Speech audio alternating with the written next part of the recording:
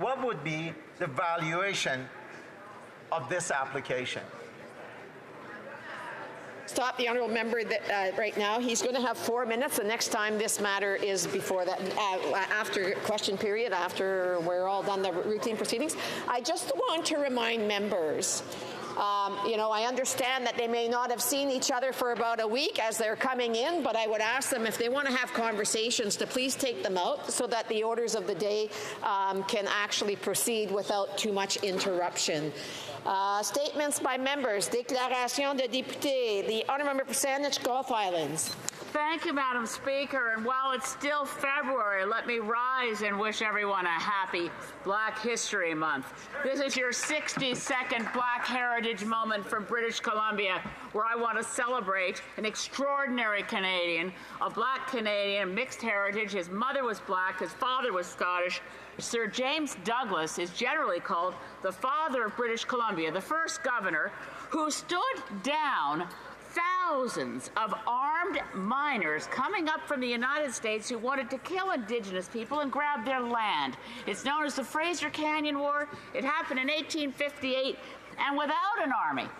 But he made it clear to those armed thugs who had already killed Indigenous people and raped their women that they were no longer in the Wild West.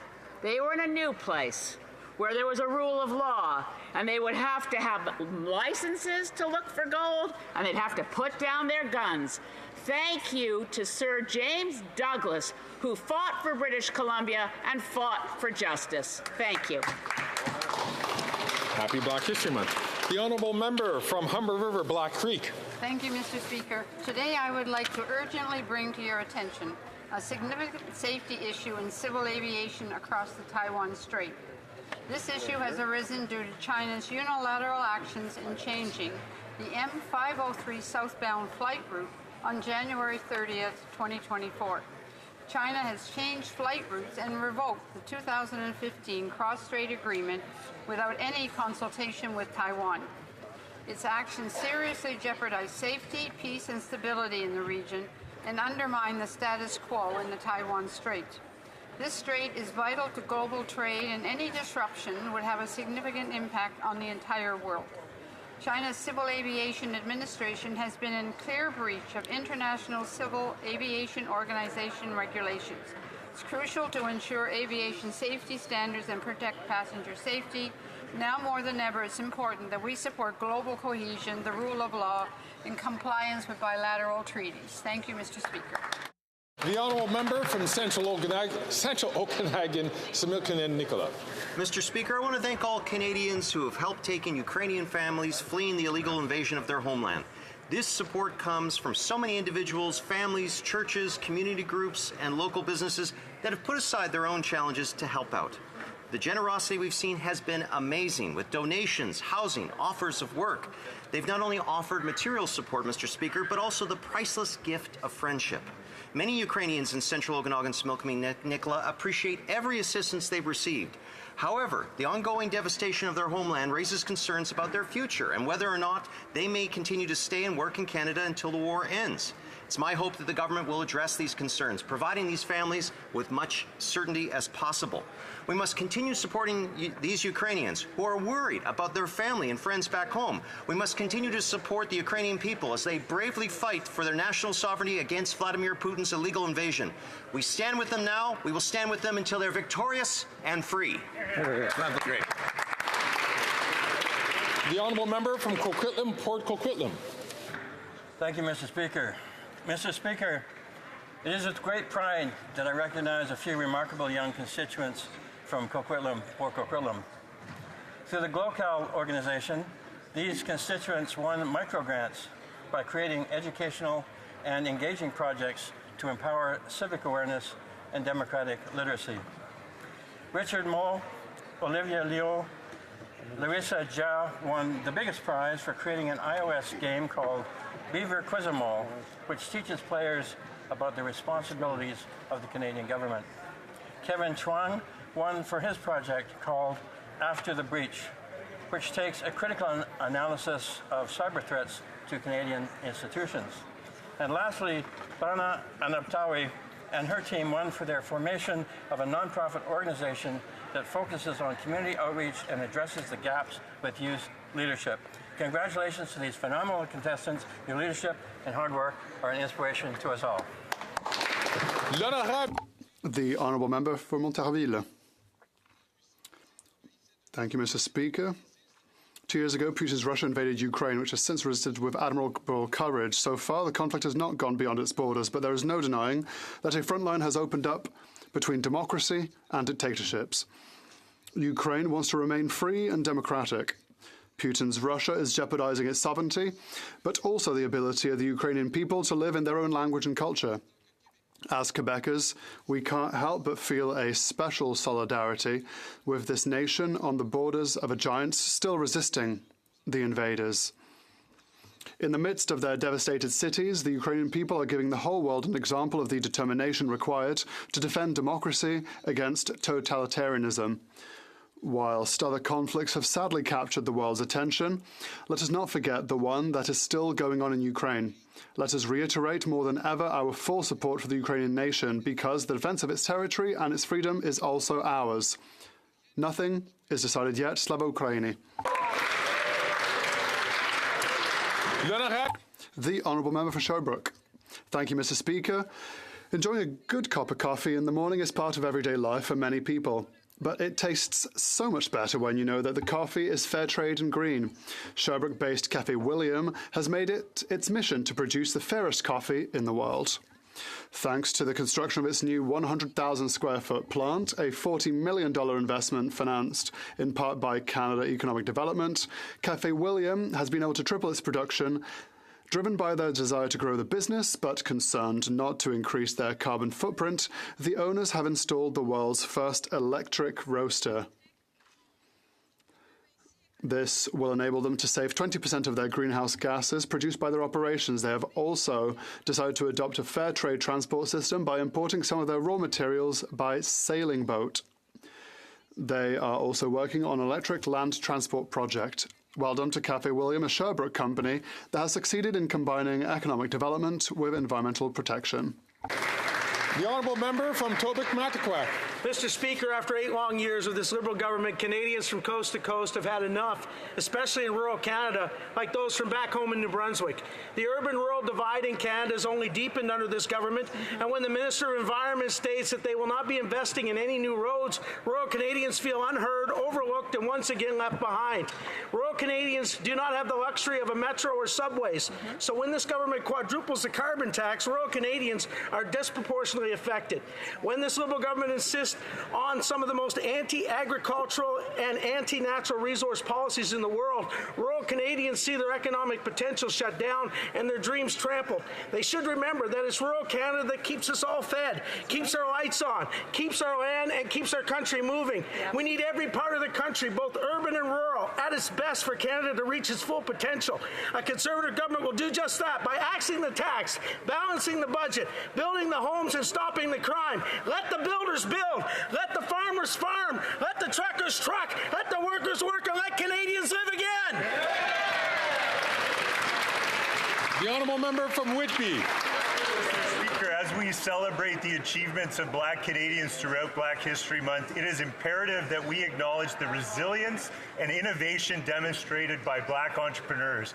This past week, I had the honor of visiting Whitby's Geek Speak Commerce, a hub in our downtown, where they have just wrapped up filming the Black Business Catalyst program. I was thrilled to pop in and chat with entrepreneurs, including Isaac Wanzama, Richard Bacart, Lisa Kaiser, Kanisha Lewis, Michael Masuwafu, and Zachariah Thomas. Feeling the buzz of Black entrepreneurship in action in my local community reminds me of the meaningful work our government has done to improve access to capital and opportunity for Black innovators and entrepreneurs, whether it's through the Black-led Philanthropic Endowment Fund or the Black Entrepreneurship Program, the Social Finance Fund, or the Black Business Procurement Pilot. Canadians can be sure that our government will continue to recognize and elevate Black entrepreneurs. Happy Black History Month. The Honourable Member from Notre-Dame-de-Grâce, Westmount. Merci, Monsieur le Président. Today I rise to mark the 150th anniversary of the city of Westmount. Since 1874, Westmount's beautiful parks, bustling schools, cégeps, synagogues, churches, community centers, and outdoor rinks, as well as our 125-year-old library, the first publicly funded library in Quebec, have all helped to foster a deep sense of community and identity. Westmount is like a small town in a big city. I'd like to thank the many volunteers and municipal employees, as well as Mayor Christina Smith and the Municipal Council, for all their leadership and commitment to Westmount's past, present, and future. Happy 150th anniversary, Westmount. The honourable member from Hastings, Lennox Nottington. My dad loved this place. He loved the role, he loved the rush, the responsibility, the privilege to represent. He loved the history, the relationships, the potential, the people. I miss my dad. I'm heartbroken and so sad that he's no longer here, but also grateful for the beautiful impact he had on me and countless others. With an infectious optimism and innate ability to lift others up, Darryl Cramp raised the bar for everyone around him. An extraordinary man, a respected member of Parliament for 11 years, MPP, business owner, police officer, fastball pitcher, husband, papa, and dad. He was an avid reader, writer, leader, and patriot. He was an empathetic, generous man who valued character over pedigree. His unwavering drive for success was matched only by his kindness and humility. A true mentor. My dad died February 8th, leaving behind a legacy of love and strength. My amazing mom, sisters, and I were all blessed to be by his side. The bond that my dad and I share is unbreakable, and although he has taken a step back, I know he remains an integral part of my journey, smiling and cheering me on every step of the way. God bless.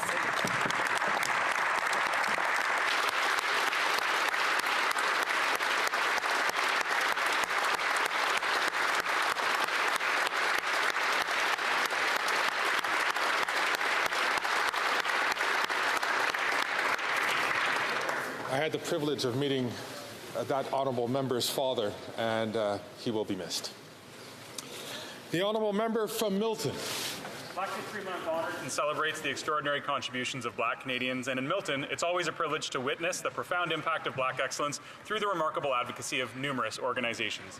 The African Caribbean Council of Canada, the Centre Canadien pour la Unité de la Famille, and the Canadian Caribbean Association of Halton, the Akwaaba Cultural Exchange, Council of Nigerian Professionals, and the Association of Nigerian Community in Milton have tirelessly championed cultural preservation and community empowerment, enriching the lives of many.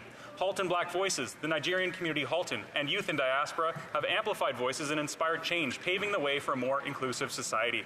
The Halton Black History Awareness Society, A&E Global, and the Black Youth Alliance at Boyne Public Elementary School have ensured that the legacy of Black heritage is honored and remembered, educating future generations. The contributions of the Canadian Black Nurses Alliance, the Foundation for Black Communities, and Canadian Association of Black Insurance Professionals is advancing in healthcare, education, and economic empowerment. In recognizing and uplifting these organizations, we reaffirm our commitment to justice, equality, and inclusion, and the elimination of systemic racism. And together we'll continue to build a country, economy, and society that works for every single Canadian. And Mr. Speaker, what a profound privilege it is to do this speech today with Canada's first ever Black Speaker in the chair.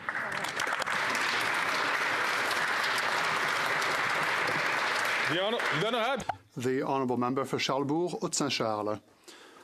Mr. Speaker, good sense Conservatives will build housing, will repair the budget and stop the crime. This Prime Minister, with the support of the Bloc, are simply not worth the cost. Speaking of crime, the RCMP is going to be investigating Arrive Can. The House needs to support our motion because the Auditor General has determined that the application cost at least $60 million to the taxpayer. The Procurement Ombudsman found that 76% of Arrive Can contracts saw no work done. GC Strategies was paid nearly $20 million with regard to this application. Unfortunately, Quebecers cannot rely on the Bloc to scrutinise government spending. It's their leader that admitted this. They also voted 8 times to support this exorbitant spending. The parties have a chance to recover the immense sums lost in the matter by supporting our motion. 2 things we want to do. We want the Prime Minister to collaborate with the RCMP, and we want them to vote with our motion. The honourable member from Red Deer Lacombe. Mr. Speaker, common sense Conservatives will axe the tax, build the homes, fix the budget, and stop the crime. And after 8 years, this NDP Liberal Prime Minister is not worth the cost, corruption, cover-ups, or crime. Only this Prime Minister could turn an $80,000 app budget into a $60 million boondoggle. And when tasked with holding the government to account, the NDP voted to keep on funding a Arrive scam. Not once, not twice, not 3 times, but 8 times the NDP voted to give tens of millions of tax dollars to 2 guys in a basement for money-for-nothing contracts. Common sense Conservatives voted no. Had the NDP and Bloc done the same, Arrive scam funding would have never happened. Conservatives know how hard Canadians work for their money, and we won't award contracts to Liberal insiders so they can hold whiskey tastings and private dinners with government officials. After 8 years, it's time to fix what this Liberal NDP coalition has broken. It's time for a common sense Conservative government. The honourable member from Cape Breton-Canso.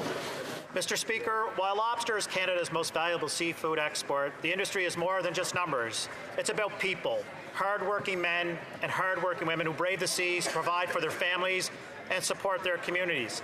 Atlantic Canadians understand the importance of supporting the sector and promoting it on a world stage. That's why initiatives like the Minister of Agriculture's recent trade mission are so crucial.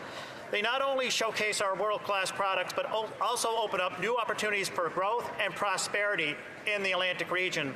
It's truly unfortunate that some Conservative members of this Parliament, don't think Atlantic Canadian products, are good enough to promote abroad. They're truly out of touch with Atlantic Canadians. It's wrong and it's cynical. Our government remains focused on promoting our products from Atlantic Canada and across the country, increasing demand and driving economic growth for agriculture and the fisheries sector. Thank you, Mr. Speaker. The honourable member from Skeena, Bulkley Valley. Mr. Speaker, men's sheds are groups of mostly retired men who come together regularly in the spirit of mutual support. There are now almost 100 men's sheds across Canada, and just last month, the Canadian Journal of Community Mental Health confirmed that men's sheds provide clear and significant mental health benefits by generating opportunities for camaraderie, a sense of purpose, and a sense of inclusion. In Northwest BC, the Fraser Lake Men's Shed has been up and running since 2018. Its members run a small second-hand store, and they do odd jobs around the community for folks who couldn't otherwise afford a professional. I want to give special recognition to John Fenema and John Stafford from the Fraser Lake Men's Shed, who recently traveled to the neighboring community of Houston to share with residents there their men's shed experience. At a time when mental health and social connection are more critical than ever, the Men's Shed movement is a grassroots response that is making a difference, and it's good to see. Thank you, Mr. Speaker. The honourable member from Manicouagan. Today I have the great pleasure of welcoming a delegation from my constituency, Côte-Nord. First of all, I'd like to welcome these ambassadors from our region. Denis Mius, Mayor of Sept-Îles, Paul Lavoie, Chantal Pitt and Pascal Langlois from Sept-Îles Economic Development, and John James Blanchette, Director of the Sept-Îles Ouchat Macmani Utenam Chamber of Commerce. So today I won't be alone in extolling the virtues of our region, which is the size of a country where resources abound and opportunities are endless. We have a deep water port responsible for nearly 50% of the traffic on the St. Lawrence, which is our pride and joy.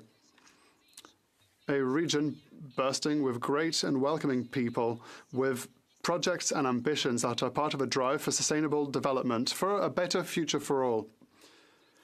Today, these voices will join mine to remind us that the key role that Sept-Îles and Ouachat Macmani Utenam can play in our future. Thank you, Chinashkin Kumitin, to this passionate delegation. The honourable member from Barrie Springwater, Oro-Medonte. Mr. Speaker, after 8 years, the NDP Liberal Prime Minister is not worth the cost, crime, or corruption. Only common sense Conservatives will axe the tax, build the homes, fix the budget, and stop the crime. Right. Canadians deserve answers about how the Liberal government's useless Arrive scam app went from costing $80,000 to at least $60 million. Wow. Just last week, the national president of the CBSE's union said that the $60 million that was squandered on the Arrive Scam app could have been used to hire 600 frontline border agents. This Liberal NDP coalition is not worth the cost. We now know that this reckless abuse of taxpayer money and blatant corruption is just the tip of the iceberg. 4 years of emails have vanished in an apparent attempt to cover up the corruption and destroy records related to this scam app. The NDP voted yes at least 8 times to give tens of millions of dollars for cost overruns and money-for-nothing contracts to shell companies. Common sense conservatives voted no every time. The NDP now has the chance to stand up and vote to release all the missing documents. The honourable member from Sydney, Victoria. Mr. Speaker, I rise today to recognize the significant contributions of Indigenous tourism in Canada. Studies show that 8 out of 10 Canadians are craving an authentic Indigenous experience during their travels. Whether it be visiting a powwow, a local heritage park like Wanuskewin or Membertou, or taking a trip to Eskasoni's Goat Island cultural journeys, Indigenous tourism continues to thrive in Canada. Indigenous tourism is an integral part of our tourism growth strategy, and we are proud to have launched the Indigenous Tourism Fund. This $20 million investment is not only reviving the sector, but ensuring its sustainable growth. Mr. Speaker, the world's largest Indigenous tourism conference is being held in Ottawa this week to gather community leaders, entrepreneurs, and partners dedicated to promoting and celebrating the vibrant world of Indigenous tourism. Please join me in wishing them a productive conference and continued success in building a better Canada. Oral questions, questions orales. The Honourable Leader of the Opposition. After 8 years, this Prime Minister is not worth the cost or the corruption. Today, the Conservatives received a letter from the RCMP Commissioner confirming that there is now an investigation, a police investigation underway on Arrive Scan. The Commissioner confirmed at committee that the Prime Minister refused to provide documents for SNC-Lavalin and Aga Khan scams. Can the Prime Minister commit right now to deliver all the documents and all the evidence to the RCMP with respect to the Arrive Scan app? The Honourable Minister of Public Safety. Mr. Speaker, we have said for several weeks now that the RCMP is seized with the Arrive Can affair, primarily because high representatives from the agency sent documents to the RCMP and have asked the RCMP to look at this affair. Several investigations are underway. We're going to continue, Mr. Speaker, to be available and to give authorities all the documents and information they need. Thank you. The Honourable Leader of the Opposition. This Prime Minister is not worth the cost or the corruption. Today, Conservatives got a letter from the Commissioner of the RCMP indicating that the National Police Force is now formally investigating the Arrive scam and the Auditor General's report into it. Now, we know that the Auditor General the government deprived the Auditor General of key documents to calculate the full cost and the breadth of the scandal. We also know that the Prime Minister refused to hand over documents in the SNC-Lavalin and the Aga Khan Island scandals. Will the Prime Minister commit here and now to giving the RCMP all the documents and evidence on Arrive scam? The Honourable Minister for Public Security. Mr. Speaker, again, the Leader of the Opposition seems to be impressed with some information that's been known in the public space for many weeks. The RCMP have confirmed previously that they're looking into the circumstances around Arrive Can. We have total confidence in the RCMP to do this important work. I'll remind the Leader of the Opposition that the President of the Border Services Agency referred these questions proactively to the RCMP, and we'll continue to do whatever we need to do, Mr. Speaker, to cooperate with the National Police Force and every other ongoing investigation. The Honourable Leader of the Opposition. Other investigation. How many police investigations are they facing, Mr. Speaker? After 8 years, this Prime Minister is not worth the cost of food. Today, we got a terrible report from the charity Second Harvest. which reports that this year they expect 1 million additional visits to food banks, and that last year 36% of charities had to turn people away because they were running out of resources. Will the Prime Minister reverse his inflationary carbon tax on farmers and food? The Honourable Minister for Innovation. Mr. Speaker, when it comes to fight for Canadians, we will take no lessons from these conservatives, Mr. Speaker. Today, I just appeared in front of the Agricultural Committee, and Mr. Speaker, it was shocking to see that one of their members was defending the profit margin of foreign food processor, Mr. Speaker, at a time when we should all be fighting in this House for Canadians, Mr. Speaker. If the leader of the opposition want to do something for Canadians, vote for C-59, increase competition in this country. More competition is more choice, better price for Canadians, and more innovation, Mr. Speaker. Canadians understand that. Will he understand? The Honourable Leader of the Opposition. Speaker, what I understand is that after 8 years, this Prime Minister, this NDP Liberal Prime Minister, is not worth the cost of food. And if you thought that grocery profits were too high, after 8 years, you'd think he might have done something about it. But instead, we now have a massive increase. Let's get this straight. Second Harvest predicts there will be 1 million more visits to food banks this year than there was in last year's record-breaking year. In fact, many charities can no longer give people food because they've actually run out. In light of the failure of the carbon tax and the pain it is causing, will they axe the tax so that Canadians can afford to eat? The Honourable Minister for Innovation. One thing Canadians know, Mr. Speaker, is that the Leader of Opposition, the preferred verb is cut, Mr. Speaker. We all know he would be cutting. When you're looking at the record on both sides, Mr. Speaker, let me tell you what we have done in the last few months to fight for Canadians, Mr. Speaker. We have launched the largest reform on competition in this nation history. We have made sure that we have a functioning Consumers Bureau of Affairs, Mr. Speaker. We have made sure that we have now in this country more measures to fight for Canadians. Mr. Speaker, every member of this House should be fighting for Canadians. The question is, will the Conservative fight with us for Canadians? The Honourable Leader of the Opposition. Mr. Speaker, after that answer just proves that after 8 years, this NDP Liberal Prime Minister is not worth the cost. It's not just that 1 million more people will visit food banks this year than in last year's record-smashing year. It's that now there's a large Facebook group of 8,000 people who call themselves the Dumpster Diving Network. So desperate are they that not only can they not afford groceries or find it at food banks, that they're literally jumping into garbage cans to find food. How desperate do Canadians have to get before this government will finally axe its tax on food? The Honourable Minister for Housing, Infrastructure and Communities. Mr. Speaker, over the past 8 years, I have watched time and time again the Conservatives stand up to vote against the very measures that are putting money in the pockets of families to help them cover the cost of food.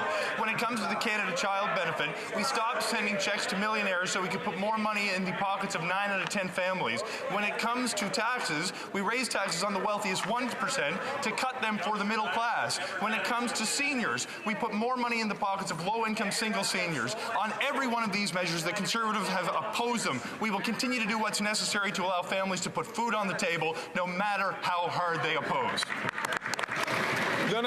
The Honourable Member for La Prairie. Everyone should be worried about the Liberals and NDP's love of spending, but Quebecers have one more reason. Spending isn't one of our priorities.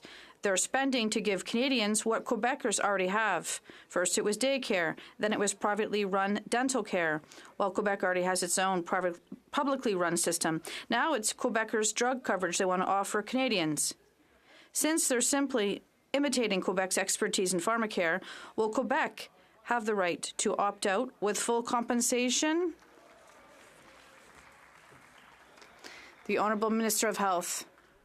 Soon, Mr. Speaker, there will be a bill at the House of Commons that will offer the opportunity to reduce prices on drugs and to increase access to medications. And I hope that all members and all here in this House will support this legislation. But it's important not to criticize something that hasn't come out yet. We need to wait for the bill to be presented. The Honourable Member for La Prairie. Even more urgently, we need full compensation and an unconditional right to opt out of dental care. Quebec already has its own plan, and it's public. Also, unlike the NDP Liberal plan, which brings the private sector into healthcare through the front door, Quebec already has clearly expressed its desire to improve its own plan. If Quebec is innovative enough in healthcare to be imitated in Canada, it must be good enough to have its expertise respected. When will Quebec receive its unconditional share of federal dental funding? The Honourable Minister of Health. Once again, Mr. Speaker, it's clear that the Bloc is seeking arguments. And for us, our attention is focused on increasing the quality of health care of Canadians across the country. In Quebec, for example, Quebecers, well, it's essential for them, for everyone across the province to receive the dental care they need, and that's our objective. And it's in a spirit of cooperation that we can obtain this. It's not through squabbles.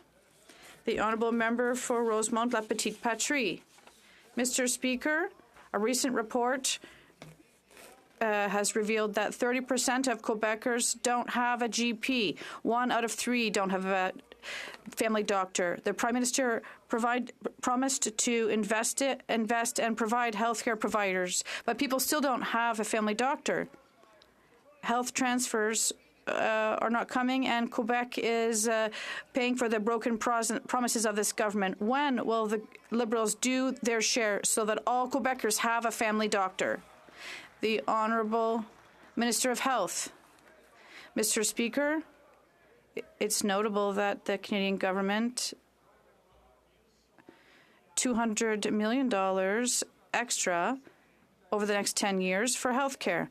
And yes, it does take time to find a good agreement with every province and territory.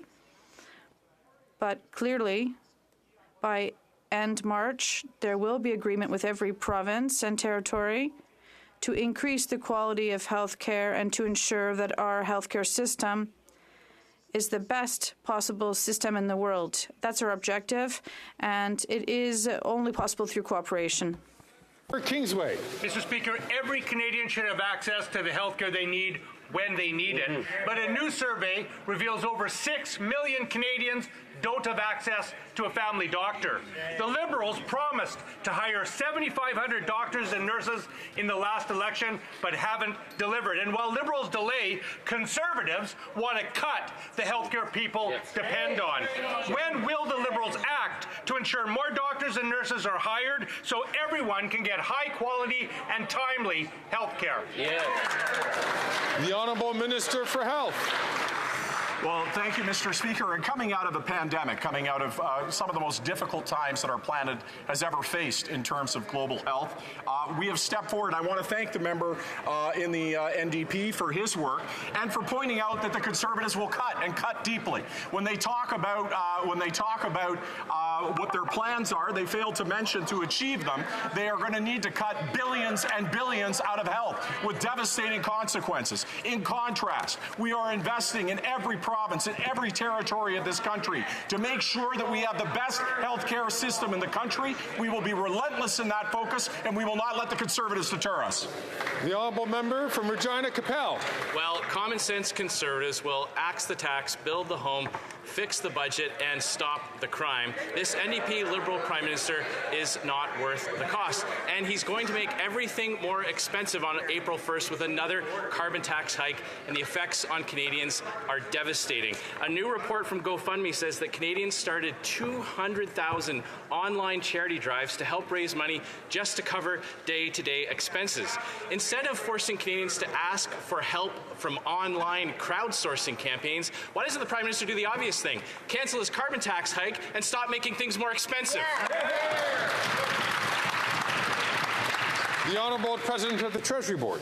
Mr. Speaker, last year was the hottest year on record and the planet.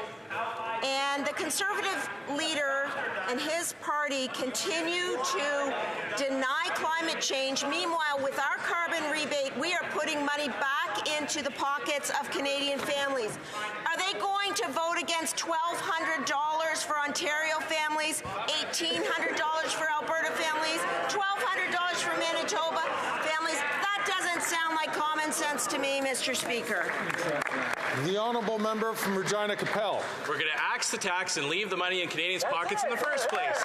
And Canadians aren't fooled by the shell game. They know the rebate doesn't cover all the costs of the carbon tax as manufacturers and producers raise their prices to pay their share of the carbon tax, and all that gets passed on to consumers. But you know, sites like GoFundMe used to be used to help children who lost their parents tragically, and now Canadians are turning to crowdsourcing to help pay their food bills. Officials say that 56,000 campaigns were started just to pay for the cost of food alone. Why doesn't the Prime Minister just axe the tax so prices can come down? Before the Honourable President of the Treasury Board gets up to respond to that question, I'm going to encourage all members, please, on both sides of the House, to please allow the person who is asking the question to ask it uninterrupted, and allow the person to answer the question uninterrupted. The Honourable President of the Treasury Board. Mr. Speaker, the difference between that side of the House and this side of the House is that we don't deny the existence of climate change, and we want to protect it for generations to come. So I have, again, a question. Are you going to take money away from Canadian families, Mr. Speaker, by voting against $1,200 for Ontario families, $1,800 for Alberta families, $1,200 for Manitoba families? Mr. Speaker, that's taking money away from Canadians by telling them they're not going to have the rebates and voting against. That's not common sense. I'm going to ask the honourable member from St. Albert's, Edmonton, please. And to all members, it's really important that we do listen to the question. It's hard for the Speaker to understand. I understand perhaps that the President of the Treasury Board was referring to the Speaker. I hope the comments do fall through the Speaker, of course. The honourable member from Thornhill. After 8 years of this Liberal NDP government, carbon taxes are driving up the cost of food. People are literally turning to dumpsters because they can't afford groceries. A report from the Toronto Star says dumpster diving is a new trend. So here's what you won't read in the Star. Conservatives will axe the tax, build the homes, fix the budget, and stop the crime. What does the Toronto Star have to write in order for this radical environment minister to show some compassion and stop the 23% April 1st tax hike for all Canadians? The Honourable President of the Treasury Board. Mr. Speaker, as I said, on this side of the House, we'll continue to fight climate change while putting money back into the pockets of Canadian families. As I mentioned, that means we're going to be providing rebates to Canadians, money back in their pockets, which the Conservatives are going to vote against. So I ask you, Mr. Speaker, through you to the opposition, when are they going to stop cutting supports to Canadians and pay attention to the most vulnerable in this country?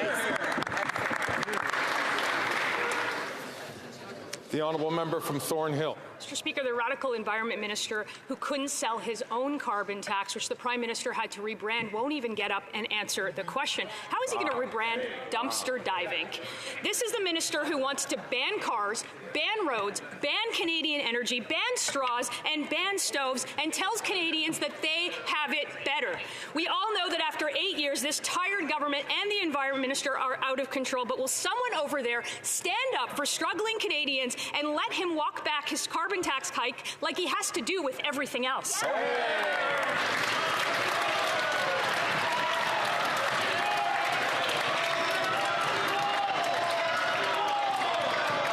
Order. Order.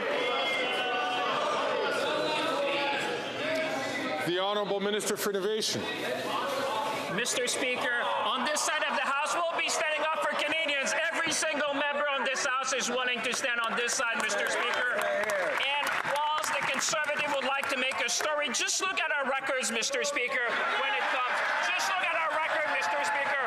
We industrial revolution in electric cars, Mr. Speaker. We have brought more investment.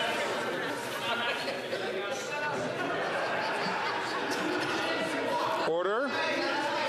I hate to interrupt a member while they have the floor, but it is important for the chair to ask all members to allow members to please have that opportunity. I'll ask, there are some members whose voices carry. They know who they are. I ask them to please keep their voices down so I could allow the honourable member to finish his question with 15 seconds left on the clock. 15 seconds. Speaker, I'd like to remind Canadians know that on this side of the House, we believe you can fight climate change and have a prosperous future for our children, Mr. Speaker. We brought Stellantis in this country. We brought Volkswagen in this country. We brought Norval in this country. Mr. Speaker, we have created jobs for the next generation, fight climate change, and ensure Canada will lead in the 21st century. The honourable member for Kenora. While Conservatives will axe the tax, fix the homes, build the homes, fix the budget, and stop the crime, this NDP Liberal... Fix the home.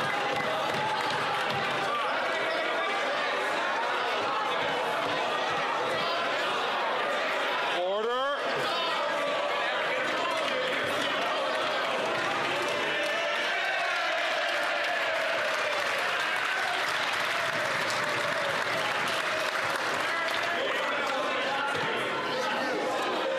Colleagues.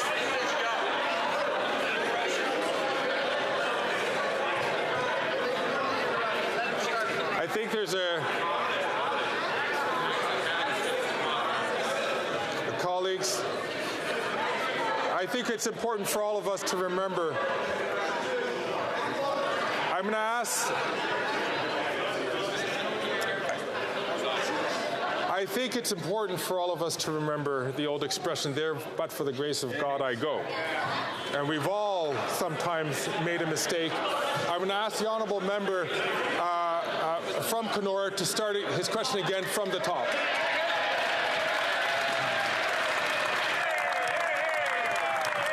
While Conservatives will axe the tax, build the homes, fix the budget, and stop the crime,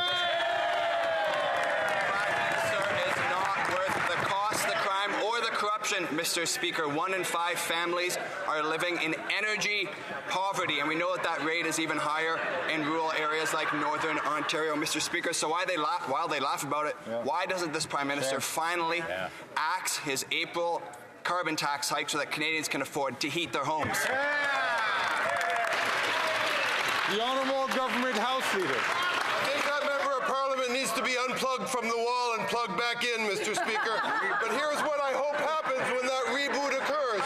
I hope he'll get up from his place, walk down to the Leader of the Opposition and say, pass the fall economic statement, help Canadians. Pass child care, help the moms and dads out there who are waiting for those needed supports.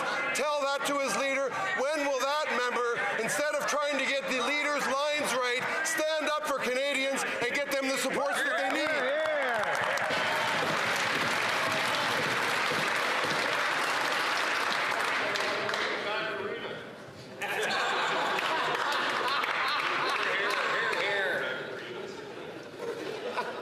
Thank you. The honourable member from Kenora has the floor. Mr. Speaker, no matter how much they try to distract or deny it, their plan simply isn't working. The carbon tax isn't an environmental plan because emissions are on the rise. More Canadians are paying more in the tax than they're getting back in rebates. 1 in 5 families are living in energy poverty, and 2 million Canadians are going to a food bank every single month. Mr. Speaker, how much more must Canadians struggle before they finally listen to our common sense plan and axe the tax?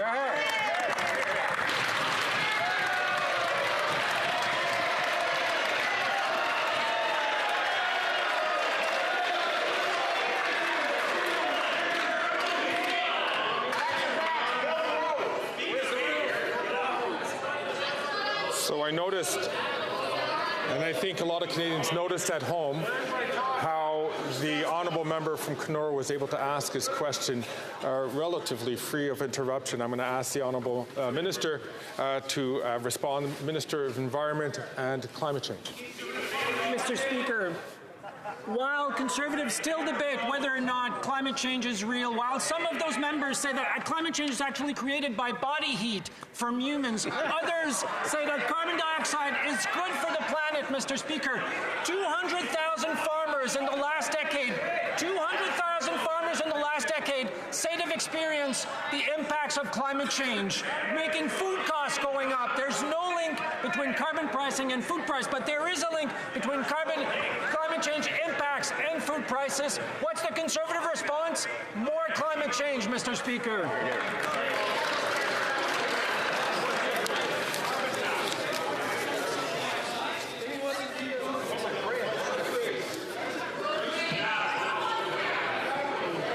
Order, colleagues.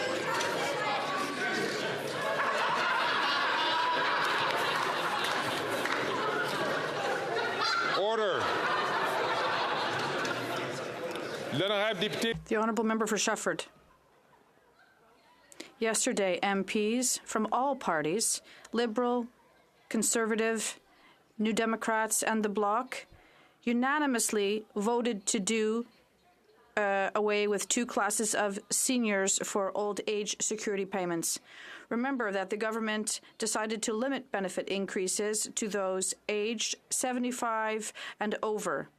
Well, in committee, MPs from all parties voted to end this bad idea. All that remains is for the government to grant the royal recommendation so that we can put an end to these 2 classes of seniors. Will they do it? Will they give a grant royal recommendation to Bill C-319? The Honourable Labour. Since 2015, we've been here for seniors. The OAS increase was the right thing to do. As seniors are running down their savings and need health care, we also enhanced the GIS as well as old age security, introduced a new dental care system. Thank you. The Honourable Member for Lac-Saint-Jean. When it comes to asylum seekers, the Minister of Immigration has some cheek. Since 2021, Quebec has been asking the federal government to reimburse costs and share the burden of welcoming newcomers for 3 years. And today, the minister has the nerve to assert, and I quote, that he never got the impression that Quebec really wanted to sit down.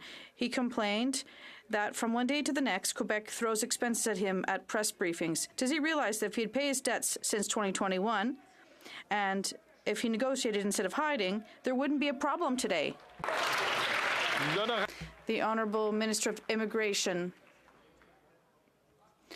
I think it's fair to talk about the reality. Imagine if I send a 500 bill when we're talking, and next time I have a press conference and I double the bill without justifying the doubling of the expenses. We need responsible government, and I'm talking about people in my riding in the downtown Montreal who welcome asylum seekers, and they haven't received 1 cent for a Quebec government. We have to justify these cents. We're ready to work with the government of Quebec. The Honourable Member for Lac-Saint-Jean. Mr. Speaker, the bill would be lower if the federal government processed asylum seekers with an acceptable time frame, and that's Liberal David Hurtel, who reminds us this in the Journal de Montreal. Quebec, under Philippe Couillard, experienced the same issues in 2018. Already, Quebec was asking for the federal government to shorten delays. What should take a maximum of 60 days shouldn't take a minimum of 60 months. 6 years later, nothing's changed. According to the former Liberal minister, the federal government's inaction is criminal. When will the minister finally tackle these criminal, inhumane, and extremely costly delays? The Honourable Minister of Immigration, Refugees and Citizenship. The member is partly right. True, there is a historical flow of people coming to Canada to seek asylum. There's a 50 or 60% increase. There's more work to be done, but it doesn't involve sending money to Quebec that is not spending on asylum seekers. It has to be fair, and there are a lot of people moving to Ontario, and we help them there too, and we need, first and foremost, to treat these people humanely. We're ready to do this, and I hope Quebec is as well. The Honourable Member from Leeds, Grenville, Thousand Islands and Rideau Lakes. Well, common sense Conservatives will axe the tax, build the homes, fix the budget and stop the crime. After 8 years of this NDP Liberal Prime Minister. He's not worth the cost, the crime, or the corruption. And today, the Commissioner of the RCMP confirmed that their scandal-plagued $60 million Arrive scam app is, in fact, under RCMP investigation. Now, we've seen before this Prime Minister use powers of the executive to try and shield himself from criminal investigations, like he did with his trip to the Aga Khans Island and in SNC-Lavalin scandal, both seeing him found guilty of breaking the Ethics Act. Will the Prime Minister fully cooperate with this RCMP investigation? The Honourable Minister for Public Safety. Mr. Speaker, not only will the government cooperate with the RCMP at every occasion, in fact, it's the government that referred a number of these cases to the RCMP. My friend has just realized what the RCMP confirmed some weeks ago, that they are looking into the issue of ArriveCan. Mr. Speaker, our government thinks it's important that the Auditor General's report be followed carefully, and we think it's important for parliamentary committees and other investigations to determine the facts in this issue before we throw mud around the House of Commons. Hear, hear. The Honourable Member from Leeds, Grenville, Thousand Islands and Vito Lakes. Well, if the Minister and his colleagues thought that the Auditor General's work was so important, they wouldn't have voted against the audit that the Leader of the Opposition and Common Sense Conservatives voted for. And that's how we found out about this $60 million scandal that lands at that Minister's feet. And now we have the RCMP investigating them. Twice before, the Prime Minister has used the powers of the executive to shield himself from investigation in criminal investigations with the RCMP. Our question is simple this time. Will the Prime Minister interfere in the investigation again, or will he allow the RCMP to do their work? The Honourable Minister for Public Works. Thank you very much, Mr. Speaker. Yes, I'd like to underscore the remarkable work of the Auditor General, her support to the RCMP's operations, as she has mentioned several weeks ago. She's already said this publicly on several occasions. Perhaps we could find the member to find places where she said that. She said clearly that she was already communicating with the RCMP to make sure she gets the information. From Brantford Brant. Mr. Speaker, breaking news today from the Ethics Committee. The RCMP have now confirmed they are investigating the $60 million plus Arrive scam boondoggle. While common sense Conservatives will axe the tax, build the homes, fix the budget, and stop the crime, this NDP PM is not worth the cost, crime or corruption after 8 years. Will the Prime Minister cooperate with the RCMP in their criminal investigation, or will he yet again try to obstruct? The Honourable Minister of Public Services and Procurement. Speaker, we know how good the Conservative Party is in providing slogans and doing all sorts of those things. It's a bit strange, however, that this is breaking news, because it's been known for many weeks now that the RCMP and the Auditor General have been working really well together, and they'll be keeping working together really well. That's what their job is about. From Brantford Brant. Perhaps the Minister needs to review the evidence from the Ethics Committee. A two-person consultant company working out of their basement doing no IT work received $20 million tax dollars. Talk about hitting the taxpayer lottery. This sham of a company is already under RCMP investigation. Today we learned the RCMP is investigating this into all kinds of criminality. So I'll ask again, will the Prime Minister fully cooperate, waive all cabinet confidences, or will he hide again and obstruct? The Honourable Minister for Public Safety. Mr. Speaker, my honourable colleague learned something today that has been known in the public domain for a number of weeks. Mr. Speaker, we have said from the beginning, the government's responsibility is to ensure that taxpayers' money is always managed well. In this case, Mr. Speaker, the Auditor General identified a number of opportunities that needed to be investigated and where the government will follow all of the recommendations. And Mr. Speaker, if people have done something inappropriate with taxpayers' money, they will be held to account.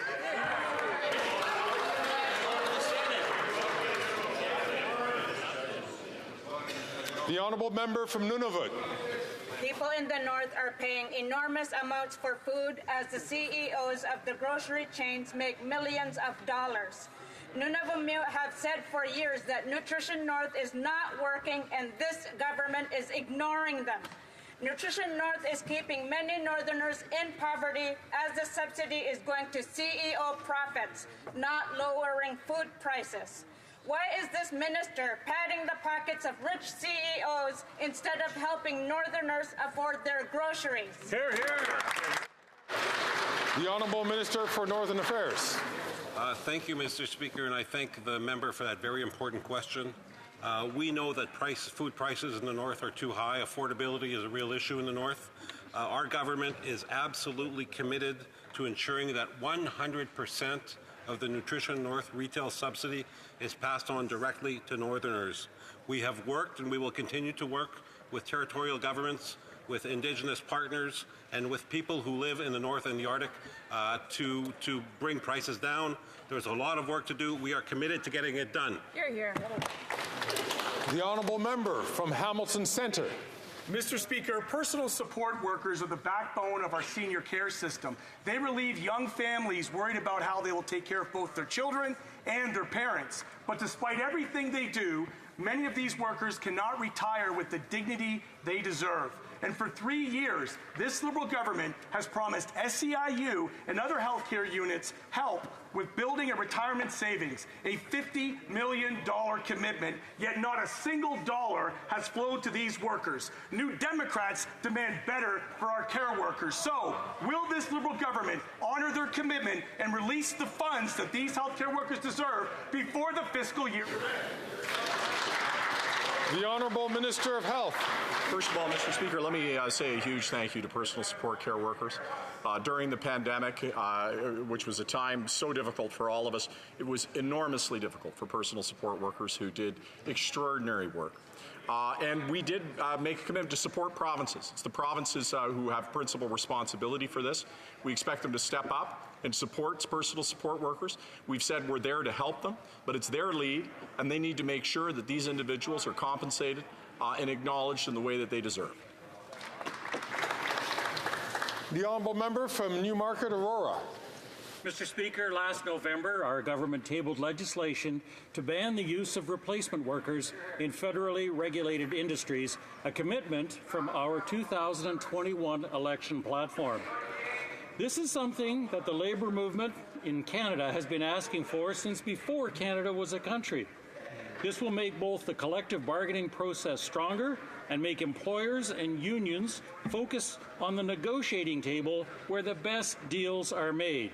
Will the Minister of Labour explain to this House how our bill to ban replacement workers will strengthen the collective bargaining process in this country? The Honourable Minister of Labour. Mr. Speaker, and I want to thank the member from Newmarket, Aurora for the question. Mr. Speaker, we are banning replacement workers. We are banning replacement workers because we believe in collective bargaining, because the best deals are made at the table, because bigger paychecks are negotiated at the table, because better labor relations and long-term stability are created at the table. Let's keep that bargaining table free and fair with the full support of every MP in this House. With unanimous consent, let's vote to move Bill C-58. Let's make some history. Let's ban replacement workers. The Honourable Member for Mégantic-L'Érable. Cut the taxes, build the homes, fix the budget, stop the crime. That's the common sense Conservative plan. Common sense is also getting to the bottom of the vastness of the ArriveCan scandal. Now, the Bloc may be able to turn a blind eye to millions of wasted dollars. The Conservatives, however, we want to get to the bottom of the ArriveCan scandal. So, will the RCMP cooperate, and will the Minister cooperate? The Honourable Minister of Public Services and Procurement. Thank you, Mr. Speaker. I would first like to commend my colleague, who I much appreciate. I'd like to commend him on his skill at repeating his leader's slogans. So they're really great with the slogans, but not so great at following the news, because for weeks now, the Auditor General has been working with many organizations, including the RCMP, to get to the bottom of the issues mentioned in her report published a few weeks ago. The Honourable Member for Mégantic-L'Érable. Well, If my colleague had better awareness of what's going on in Canada, Mr. Speaker, he would know that after 8 years of this Liberal Prime Minister, 2 million Canadians use food banks each month. In fact, food banks have to, in fact, wait in line themselves to have enough food for the people waiting in line for food at the food banks, and that's what this Canada is under this Prime Minister. The Bloc Québécois and the Liberals found a way to spend $60 million for an app that should have cost $80,000. So will the Prime Minister fully cooperate with the RCMP, or will he once again engage in an Arrive scam cover-up? The Honourable Innovation Minister. Mr. Speaker, what Canadians see on TV is a Conservative Party that is against all measures, against everything, Mr. Speaker. Every time we have presented measures to help Canadians, they have systematically voted against them. It's important to know that, Mr. Speaker. They voted against reforming the Competition Act. That's one of the most important reforms in Canada. So Canadians are watching the Conservatives on TV. They see them. Here's a question for the Conservatives, Mr. Speaker. Will they vote in favor of our bill to offer consumers better choice and to improve competition in Canada? It's time for the Conservatives to do something for Canadians. The Honourable Member for Charlebourg, Haute-Saint-Charles. Mr. Speaker, the RCMP Commissioner was very clear this morning, saying that there should be a full investigation into RCMP. But then the RCMP Commissioner said in committee that the Prime Minister had blocked the SNC-Lavalin investigation and the Aga Khan investigation. So will the Prime Minister confirm that he will fully cooperate in the RCMP's investigation without blocking or hindering it? The Honourable Public Safety Minister. Well, Mr. Speaker, once again, I'm very happy that my colleague has noticed something that's been well known for a few weeks now. My colleague, the Minister of Procurement and Public Services, confirmed that the Auditor General investigated contracts to the CBSA, and that is a worrisome situation. But now, of course, Mr. Speaker, the government's responsibility is to ensure that measures are in place to ensure that this does not reoccur, and it is our duty to cooperate with law enforcement and police agencies which will investigate. The Honourable Member for Charlebourg, Haute-Saint-Charles. But you know what? In 2021, the government voted against an inquiry by the Auditor General. So, 10,000 people had to quarantine because of Arrive scam, a tool which was not at all working. So, Mr. Speaker, can the Prime Minister confirm once and for all that he will not hinder the RCMP's investigation? Can he confirm that he will give all the documents that we need so that we can fully shed light on what happened with Arrive scam? The Honourable Minister of Public Services and Procurement. Thank you, Mr. Speaker. Now, we have given many answers to this question many times, but there's a question we've asked that remains unanswered. Given the politics of intimidation, insults, given that the leader of the Conservative Party likes to give insults and intimidations, will he, in fact, meet the Municipal Council of Quebec next week to tell elected officials in Quebec why the Conservative leader is calling Quebec officials incompetent? The Honourable Member for Beauport-Limoilou.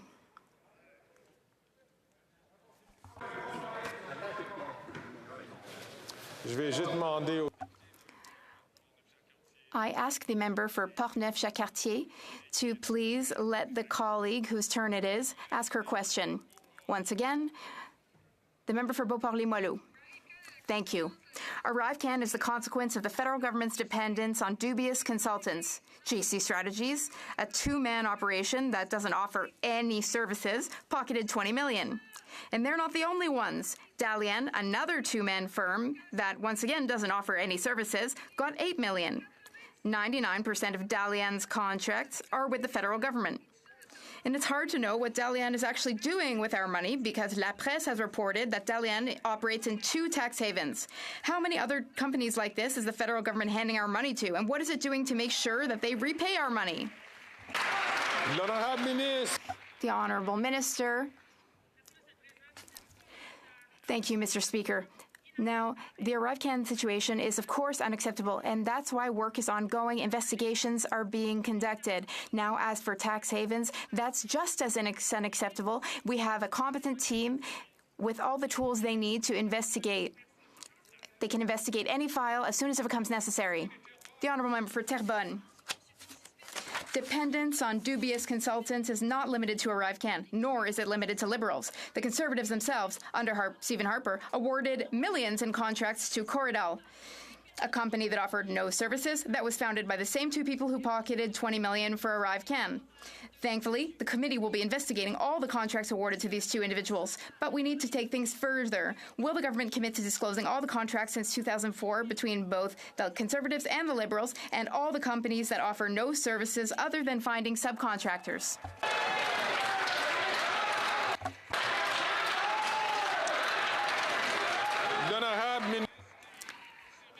The Honourable Minister of Public Services and Procurement.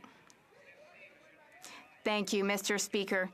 Mr. Speaker, just under 4 years ago, Canada experienced the worst health crisis in a century, the worst economic crisis since the 30s. We had to close the border at the request of then-President Trump. There were hundreds of people dying each week in long-term care homes everywhere across the country, so we needed to take action quickly and effectively. That's what we asked the public service to do. But the public service did have to follow rules. Unfortunately, some of these rules were not followed. That is what the Auditor General concluded. The honourable member from Calgary-Midnapore.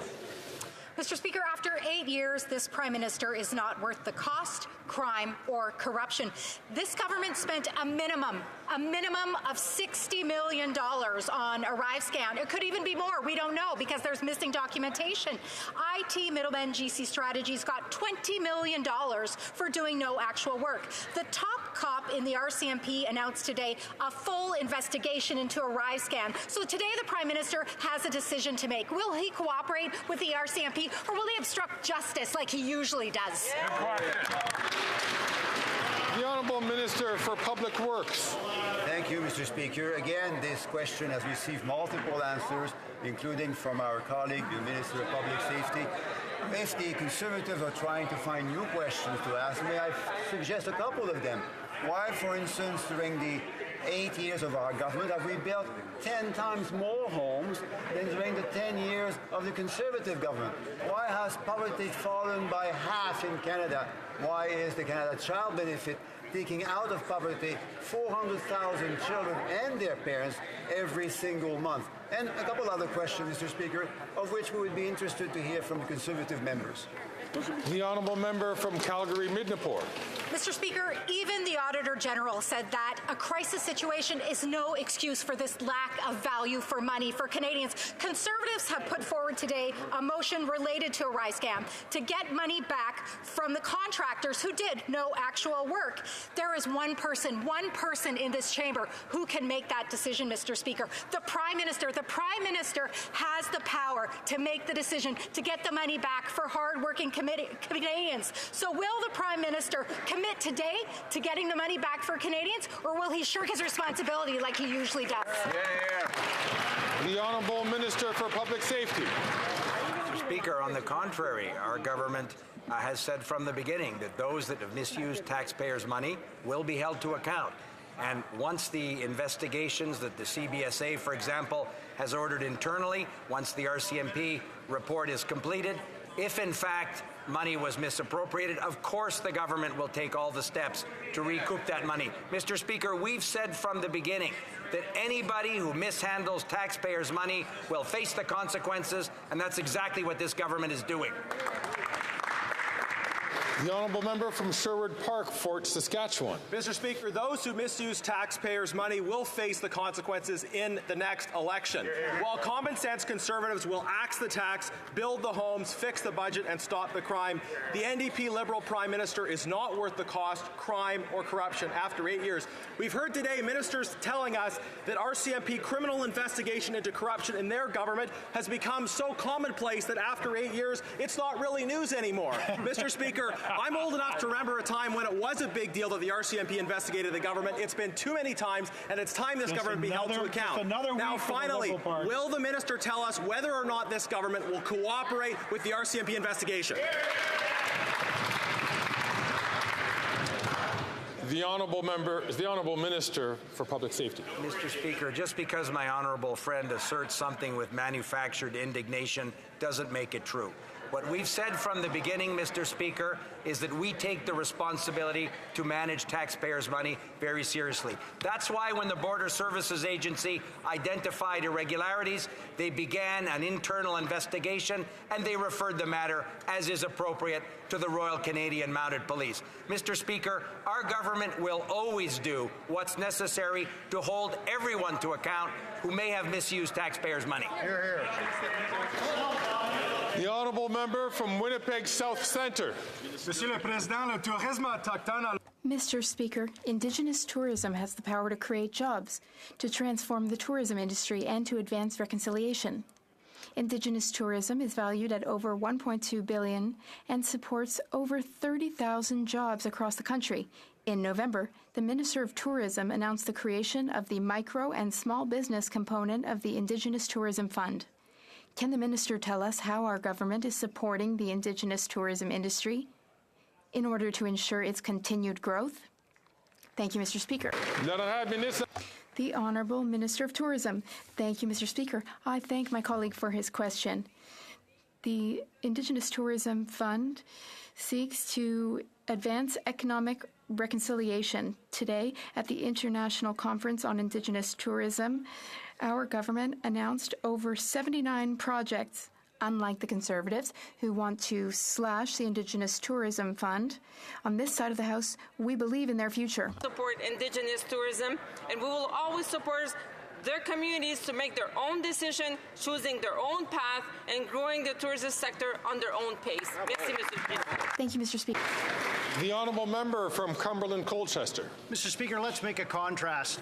While common sense Conservatives will axe the tax, build the homes, fix the budget, and stop the crime, this Prime Minister is tripping over his feet trying to save his reputation by covering up yet another scandal. He's not worth the cost, the crime, or the corruption. Will the Prime Minister release all the Winnipeg lab documents today, or will the shame and embarrassment be too much to endure? The Honourable Minister of Health. Well, Mr. Speaker, when it comes to redactions, it was the Public Health Agency that conducted them. And I would ask the opposition, if their position is that a government should be involved in redacting documents, that's a deeply disturbing thing for them to hold as a proposition. Instead, what happened is we asked Parliament, and it was actually our suggestions, the Conservatives refused to look at the documents or participate, eventually they did, to ensure that parliamentarians could look at what information was there and make a decision if the redactions done by the Public Health Agency were or were not appropriate. The process worked. It was a process that we introduced, and it was one that they supported eventually. The honourable member from Cumberland-Colchester. Well, Speaker, let's make a contrast again. Two scientists at our only high-security lab collaborated with the Beijing government.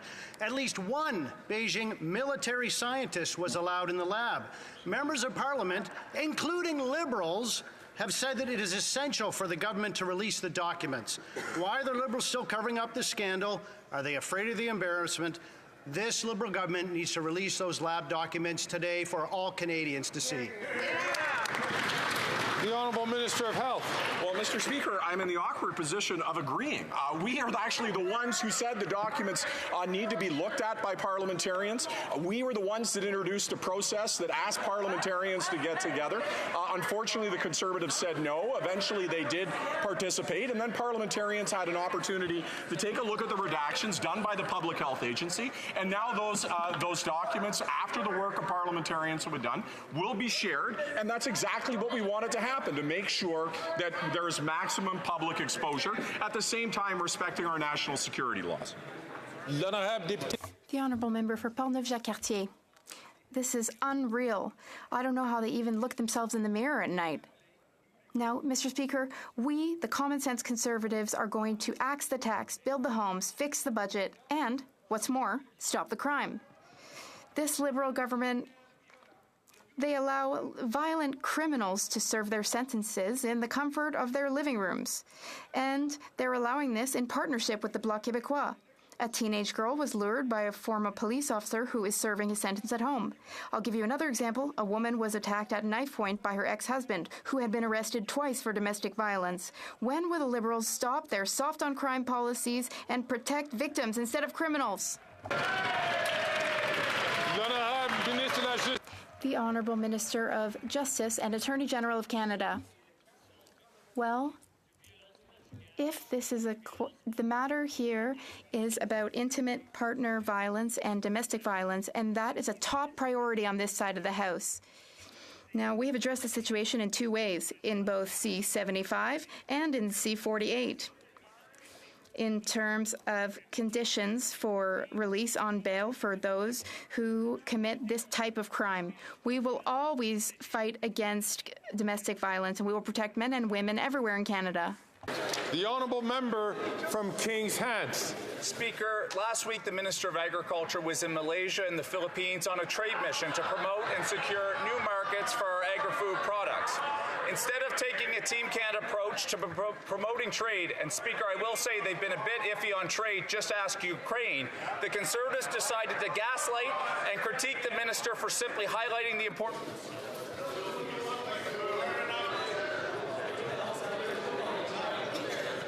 Colleagues, I'm actually having difficulty hearing the latter part of the question. I'm going to ask all members on all sides to please carry your conversations a lot quieter so that we can hear the member who is far away from the chair. The honourable member has, I'm going to give him 20 seconds, add 5 seconds, 20 seconds to his question. So, Speaker, as I was saying, the Conservatives are not very happy on trade right now, but the minister was in the Philippines and Malaysia promoting trade and the importance of seafood industry to Atlantic Canada. Can the minister update this House on his trade mission and educate the member from Thornhill on the importance of lobster to Atlantic Canada? Thank you, Mr. Speaker. The Honourable Minister of Agriculture and Agri-Food.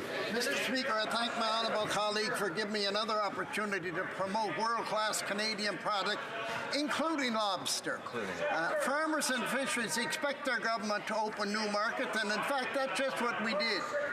I officially opened the new Indo-Pacific Trade Office that will help promote Canadian agriculture and seafood products.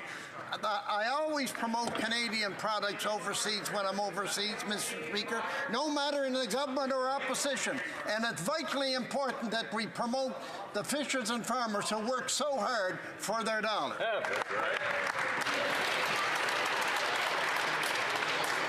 The honourable member from Vancouver East. More than 8 million people in Sudan have been displaced through 10 months of war. This has been devastating for people in Sudan and their family members in Canada. The special immigration measure for Ukrainians set important standards, and it should apply everywhere else. Canada showed that we can help those facing war and persecution. 220,000 Ukrainians got to safety, but the Liberals put an arbitrary 1,000-person limit for people in Gaza and 3,250 for Sudan. Will the minister lift these caps so that no Canadian family in war zones is discriminated against? The Honourable Minister for Immigration, Refugees and Citizenship. Thank you, Mr. Speaker. As the member well knows, the pathway for people fleeing war in Sudan opens today. We worked on this with a number of Sudanese umbrella organizations on this important measure so that Canadians are really showing and opening their doors to people fleeing war. I'm always ready to be more flexible as we see the situation evolve, and it's clear that we, as Canadians, need to do more when it comes to, in particular, this forgotten war that obviously is getting less media attention than all of the other devastating wars around the world, but we're prepared to do more, and we'll continue to work with the umbrella organizations to make sure that they can welcome Sudanese people fleeing war. Thank you. The honourable member from Victoria. Mr. Speaker, 30% of the screening officers at Victoria's airport have lost their jobs without due process and with no access to an appeal. Their employer wanted to keep them on, but the Canadian Air Transport Security Authority interfered, undermining labour relations and costing people their jobs. To make matters worse, the Minister of Transportation refuses to meet with them. Yet again, the Liberals are dropping the ball when it comes to protecting workers. Why is the Minister refusing to meet with these workers and their union? The Honourable Minister of Labour. I thank the honourable member for her question, and I can say certainly today of all days, we certainly stand with workers and we stand with a stable and fair working environment. I will look into the situation that you described immediately. Thank you, Mr. Speaker.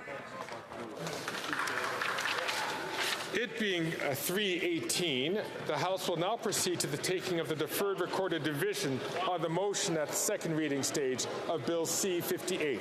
Call in the members.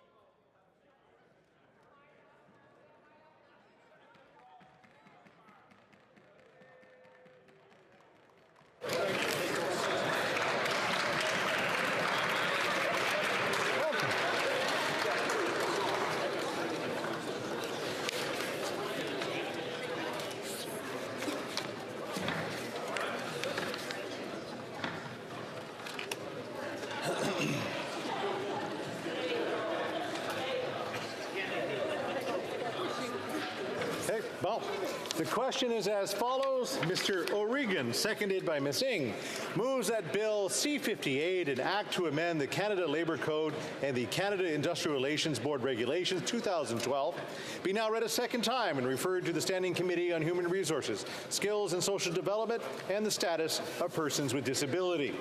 La période de 10 minutes. The 10-minute period for members voting electronically has started, and the House will now proceed to the vote for members participating in person. All those in favour of the motion will please rise. Mr. McKinnon-Gatineau. Mr. McKinnon-Gatineau.